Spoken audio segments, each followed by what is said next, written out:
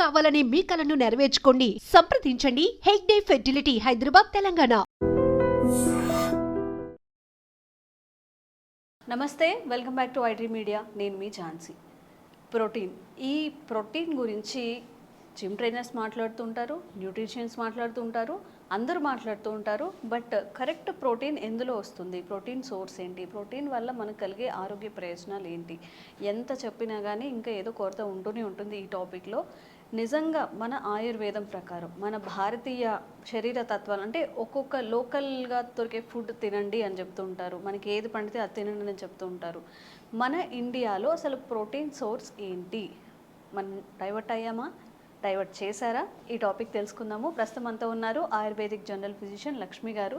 నమస్తే మ్యామ్. నమస్తే మ్యామ్. ఎలా అయితే మనల్ని మన టూత్పేస్ట్ దగ్గర నుంచి, మన టూత్పేస్ట్ కాదు, మన పళ్ళు తోమే అలవాట్లు, చిన్న చిన్న అలవాట్ల నుంచి, మన ఫుడ్ హ్యాబిట్స్ నుంచి, మన గురుకుల విద్య నుంచి ఎలా అయితే డైవర్ట్ చేశారో, మన ఆహారపు అలవాట్లు కూడా చాలా దూరంగా వెళ్ళిపోయినట్టుగా నాకు అనిపిస్తుంది. మళ్ళీ బ్యాక్ టు అవర్ రూట్స్ వచ్చేస్తున్నాము.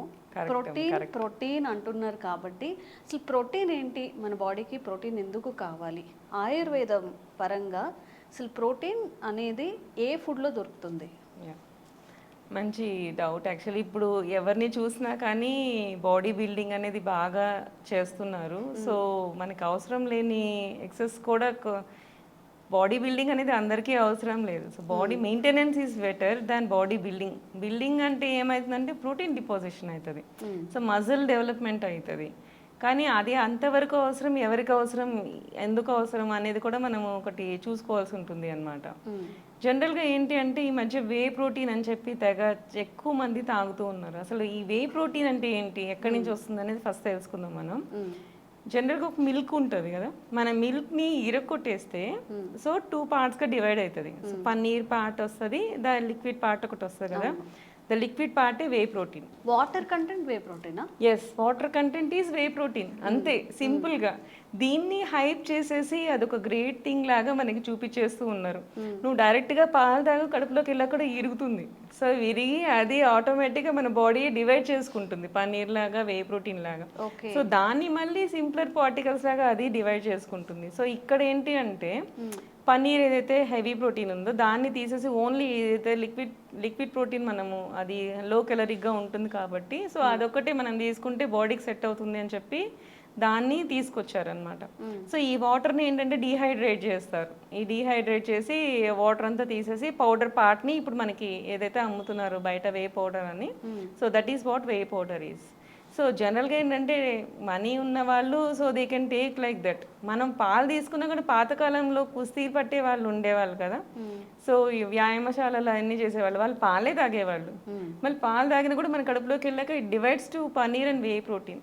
బయట కమర్షియల్ ఎలా అయిపోయిందంటే పన్నీర్కి పన్నీర్ ప్రోటీన్ అని అది అమ్ముతున్నారు, వే ప్రోటీన్కి ప్రోటీన్ అని అదే అమ్మేస్తున్నారు. పాలు తాగేయచ్చు కదా, రెండు కలిపితే పాలే కదా అయ్యేది. మరి అసలు అంటే పాలు విరిగిపోయాక వచ్చే వాటర్ మీరు వే ప్రోటీన్ అంటున్నారు, దాన్ని ఎలా వాపరైజ్ చేసి ఒక పౌడర్ రూపంలో వాటర్ని ఎవాపరేట్ చేస్తే అదే అయిపోతుంది కదా.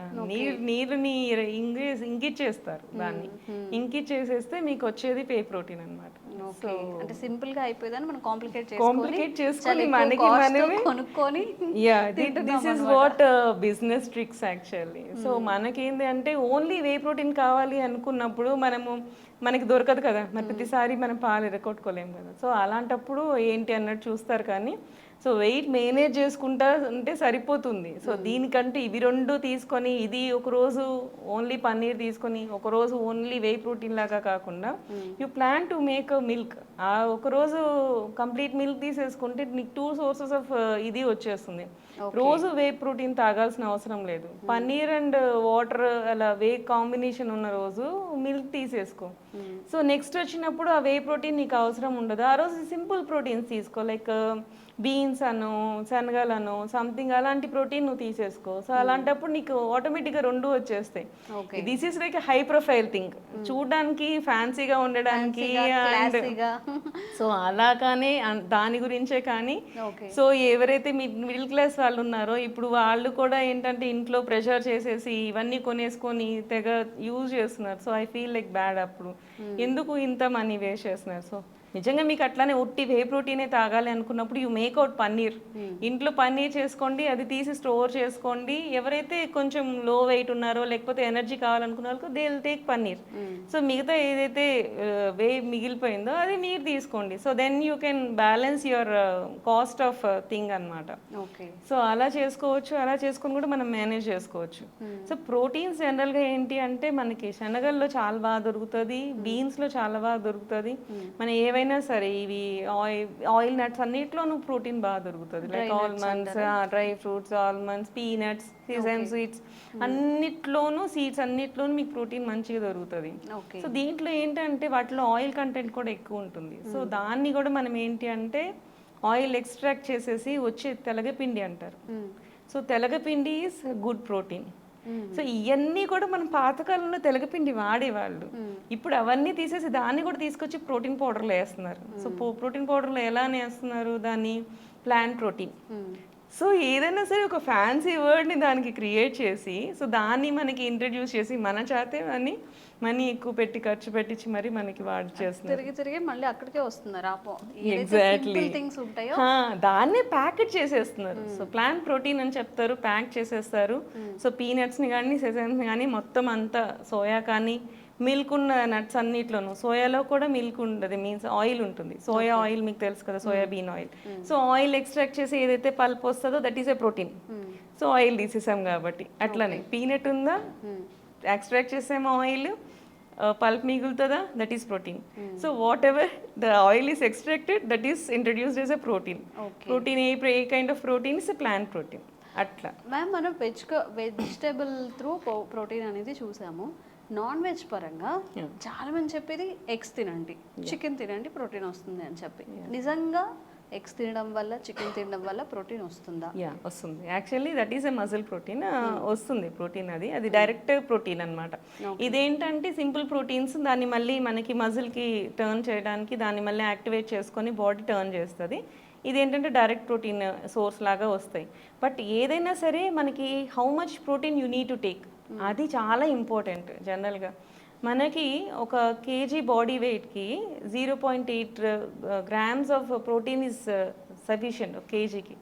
అంటే ఇప్పుడు మనము ఒక 50 kgs అలా వెయిట్ ఉన్నామనుకో 40 grams ఆఫ్ ప్రోటీన్ మనకి సరిపోతుంది. ఓకే. సో దానికి మించి నువ్వు ఎక్స్ట్రా ప్రోటీన్ గ్రామ్స్ అంటే జనరల్గా ఎగ్స్ తీసుకుంటే ఒక 2-3 చాలు, ఎగ్స్ చాలు సరిపోతుంది. దాంతోపాటు మళ్ళీ ఈ మధ్య నేను చాలా మందిని అది తీసుకుంటారు, 3 eggs తీసుకుంటారు, వే ప్రోటీన్ తీసుకుంటారు, మళ్ళీ బీన్స్ తీసుకుంటారు, మన శనగలు తీసుకుంటారు, ఇవన్నీ ఒక ప్యాక్ చేసేసుకొని ఇంత తీసుకుంటారు. So that is also not good. మనకి 40 గ్రామ్స్కి మించి అంటే 50 kgs వాడు 40 grams అంటే దానికి తగ్గట్టు మీరు 60 kgs వాడు ఒక 50 grams అలా మీరు అసెస్ చేసుకొని తీసుకోవచ్చు అనమాట. సో ఈ ఎక్సెస్ ప్రోటీన్ తీసుకుంటే కూడా మళ్ళీ మీరు లావ్ అవుతారు, లావ్ అయిపోతారు ఖచ్చితంగా. ఎందుకంటే సో ఏదైనా సరే బాడీ అనేది కెలరిక్ బేసిస్ మీద ఆధారపడి ఉంటుంది. సో దాంట్లో నువ్వు 2000 calories పెట్టుకొని దాన్ని సెట్ చేసుకుంటే సరిపోతుంది. దాంట్లో మళ్ళీ నువ్వు ఎక్సెస్ ప్రోటీన్ యాడ్ చేసావు అనుకో, ప్రోటీన్ ఎవరు డైజెస్ట్ చేయాలి? మళ్ళీ సింపుల్ ప్రోటీన్కి టర్న్ చేయాలి. నువ్వు మళ్ళీ ఆ రోజు వర్కౌట్ చేయలేదు, నువ్వు హైవీ ప్రోటీన్ తీసుకున్నావు, నువ్వు ఆ రోజు వర్కౌట్ చేయలేదు. ఆ వర్కౌట్ చేయనప్పుడు కంపల్సరీగా ప్రోటీన్ అంతా ఫ్యాట్కే మారుతుంది ఫైనల్లీ. ఓకే. సో అది నీకు మళ్ళీ సేమ్ అవుతుంది. కార్బోహైడ్రేట్ అయినా ఫైనల్గా నువ్వు వాడకపోతే గ్లూకోజ్ నుంచి మళ్ళీ ఫ్యాట్కి కన్వర్ట్ అవుతుంది.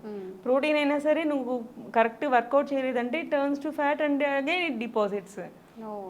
సో అందుకని చాలా మంది చెప్తా ఉంటారు, నేను ప్రోటీన్ తీసుకుంటున్నాను, ప్రోటీన్ డైట్ తింటున్నాను, కానీ నేను వెయిట్ రెడ్యూస్ అవ్వట్లేదని. This is what actually happening. మీరు ఎంత ప్రోటీన్ తీసుకున్నా సరే వర్కౌట్ చేయకపోతే that don't turn to muscle mass. Muscle మాస్కి టర్న్ అవ్వలేదు అంటే మళ్ళీ అది ఫ్యాట్గానే అయిపోతుంది, మళ్ళీ ఒబేస్ అయిపోతుంది.